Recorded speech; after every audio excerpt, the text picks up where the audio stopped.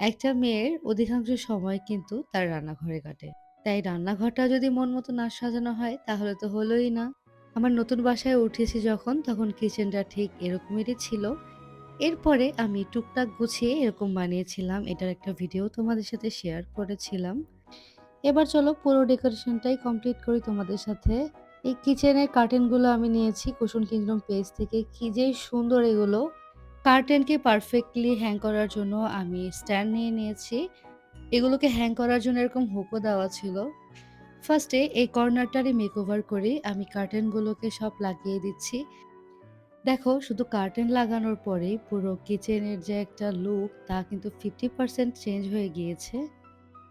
আমার কিচেন থিমের সাথে কিন্তু এই কার্টেনটা খুব ভালো মানিয়েছে, তাই না বলো? এই কিচেন থিমের ক্যানভাসগুলো কিন্তু অনেক আগে এসেছে।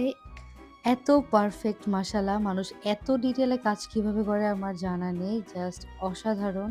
আমার কিচেনে কিন্তু ২ টা জানলা আর ২ জানালার মাঝখানের স্পেসে আমি ৪ টা ক্যানভাস প্লেস করে নিচ্ছি।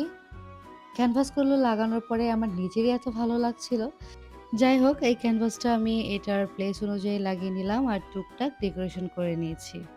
এবার চলো ফুল লুক দেখি। দরজা থেকে ঢুকে এটা হচ্ছে আমার কিচেন। কিচেনের আসলে ২ টা পার্ট বলা যায়। ফার্স্টেই চোখে পড়ে আমার এই পাশের কর্নারটা। আর এই পাশে দেখো আদিকালের সেই ডিব্বা-ডাব্বা আছে। যতই আসলে সুন্দরভাবে সাজাই না কেন, এগুলো আমাদের কাজে লাগবেই লাগবে। আমার শেলফটাতে কিছু টুকটাক ডেকোরেশনও করে নিয়েছি। এটা ছিল কিচেনের আরেকটা পোরশন। এই পোরশনে আমার সেই আগের বাসায় করা কেবিনেটটা, আমার ওভেন কেবিনেট সবকিছু রাখা। আলহামদুলিল্লাহ অনেক ভালো একটা স্পেস আছে। এই তো আমার কিচেন মেকওভার শেষ। আমি যতটুকু মিনিমাল রাখা সম্ভব তাই করেছি। তোমাদের কাছে কেমন লেগেছে এটাও জানাতে ভুলবে না। দেখা হবে নেক্সট কোনো মেকওভারে। আল্লাহ হাফেজ।